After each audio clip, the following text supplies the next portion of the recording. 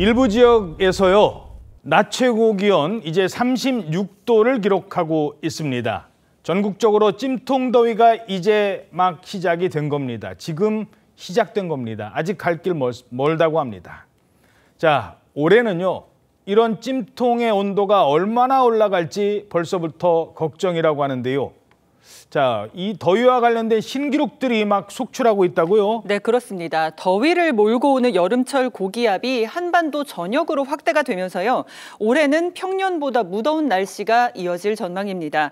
오늘 새벽 부산 지역에는 올해 첫 열대야가 이제 발생을 했는데 이는 지난해 7월 20일보다요. 19일이나 앞당겨진 시기입니다. 지난밤 강릉에서도 올해 처음으로 밤 기온이 30도가 넘는 초열대야 현상이 나타났고요.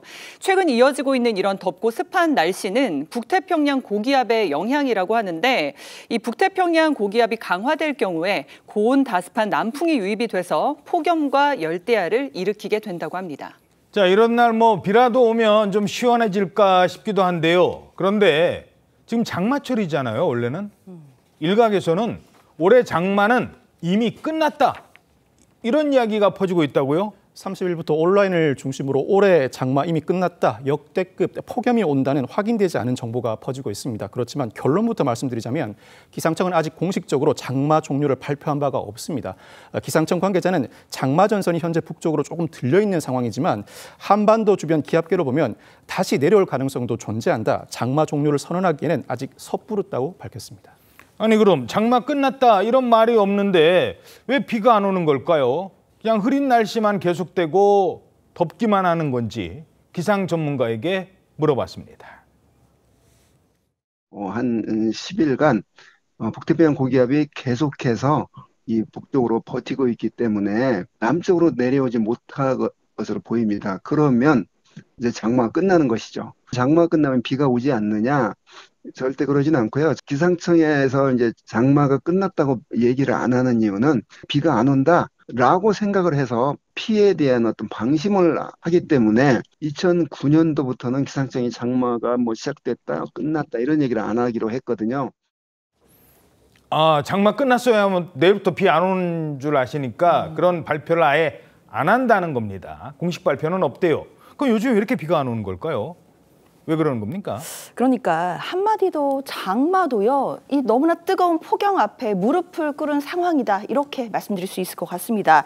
올여름에는 장마가 사실상 일찍 찾아온 만큼 끝나는 시기도 좀 더 빠르지 않겠나 이런 관측들이 계속돼 왔었는데요. 특히 장마를 일으키는 북태평양 고기압이 한 달 정도 빠르게 우리나라 상공을 뒤덮으면서 세력을 넓히고 있는 점도 하나의 요인으로 꼽힙니다. 기상청 관계자는요. 이달 중순까지 제주와 남부지방 모두 장맛비 예보가 없기 때문에 이 지역에서는 동시에 장마 종료가 선언될 가능성도 있다라고 했습니다. 그런데 사실 남부와 중부는 평년의 장마 종료 일 자체가 7월 24일 그리고 7월 26일이었기 때문에 상당히 빨리 끝날 가능성이 예측이 되는 겁니다. 예, 요즘 같을 때 참 고마운 게 있죠. 바로 에어컨. 이 에어컨 없으면 어떻게 살았지? 이런 생각도 드는 더위입니다. 그런데 실제로 에어컨이 없던 그때 그 시절에는 어떻게 살았을까요? 기억나십니까? 시민들은 이곳으로 향했습니다. 30도를 오르내리는 삼복더위를 피해서 시민들은 산으로 강으로 시원한 그늘과 물을 찾아 나왔습니다. 복잡한 도심지를 벗어나온 이들에게는 건강에 찬 웃음이 가득 차 있기도 한데 물놀이를 즐기는 한편으로는 깊은 물을 조심해서 어린이들을 보살피고 수영할 때 필요한 바를 잘 지켜야 될 것입니다. 예, 낮에는 저렇게 막 해수욕장 바닷가 가고 밤에는 다리 밑으로 가고.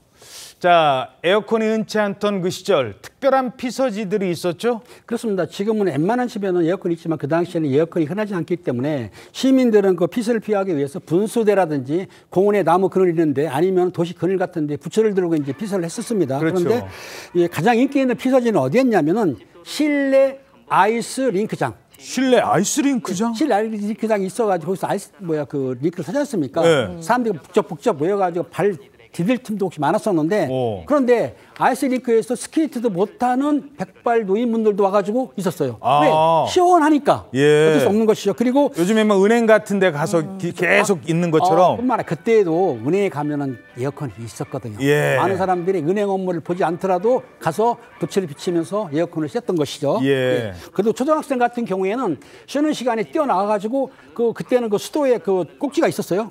틀은 물이 나와요. 시원하거든요. 거기다 머리 갖다 대면? 그렇죠. 머리 야. 딱 대는 뿐만 아니라 예. 각자 이제 그 얼음병을 들고 다녔다고 합니다.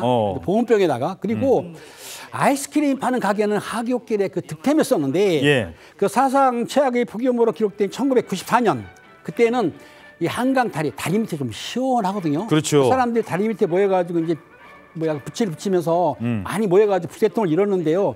돗자리를 딱 좋은 자리 핀 다음에 우통을 벗습니다. 남자들은 여자는 안 벗습니다. 예. 그렇게 이제 부채질 했지만은 그래도 더위를 피하기는 어려웠다고 합니다. 예.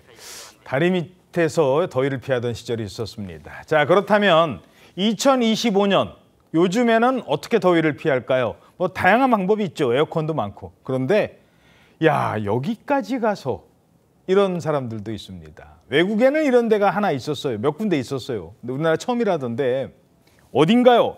야구장에 그 더운데 더위를 피하러 간다고요? 정말 기발한데요. 야구장에 있는 수영장에 가는 겁니다. 야구장에 수영장이 있어요? 네, 대전 한화생명볼파크에는요. 세계 최초로 야구장에 조성된 인피니티 풀이 있습니다. 이 3루측 관중석 상단에 보면요. 저기 뭐야? 저기 물이네 진짜. 네, 가로 15m, 세로 5m, 깊이 1.5m 규모로 설치가 돼서 최대 30명까지 수용이 가능하다고 합니다. 야. 정말 시원하게 야구 경기를 관람할 수 있을 것 같은데요. 수영복 차림으로 시원한 물놀이를 즐기면서 야구를 관람할 수 있습니다. 야구장의 인피니티 풀이 세계 최초랍니다. 와. 네, 그래서 이제 시범 운영을 거친 뒤에요. 오는 8일부터 정식 개장할 계획이라고 합니다. 야, 참 저기서 야구보다 수영하고 수영하다 야구 보고 저기로 홈런볼 넘어올 수도 있나? 자, 그런가 하면 출퇴근길 시원한 강바람 맞으면서 이동하는 버스가 등장했답니다. 출퇴근을 강바람 맞으면서 이건 뭐예요? 바로 서울 한강버스입니다. 오는 9월 정식 운항을 시작하는 새로운 대중교통 수단인데 어제부터 시민들을 대상으로 체험 운항을 시작했다고 합니다. 시민이 45명이 탄 한강버스 여의도 선착장을 출발해서 뚝섬을 지나 1시간 만에 잠실에 도착했는데 교통체증 없이 강 풍경을 보면서 이동할 수 있는 큰 장점이 있습니다. 그렇지만 에어컨이 있음에도 많은 인원이 좁은 곳에 몰려있다 보니 덥고 선착장에 가기 어려운 점도 문제라는 지적도 나오고 있습니다.